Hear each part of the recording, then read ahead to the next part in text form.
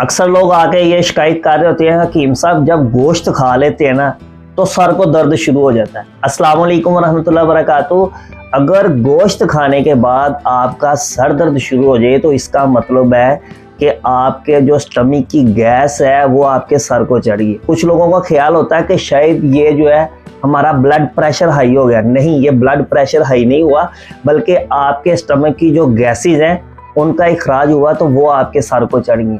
तो उसके लिए बेहतरीन रेमेडी घर के अंदर ही आपने क्या करना है, सौंफ और अजवाइन और अदरक, इन तीनों चीज़ों का कावा जब भी गोश्त का इस्तेमाल करें कोशिश करें उसके अंदर मसाले कम हो।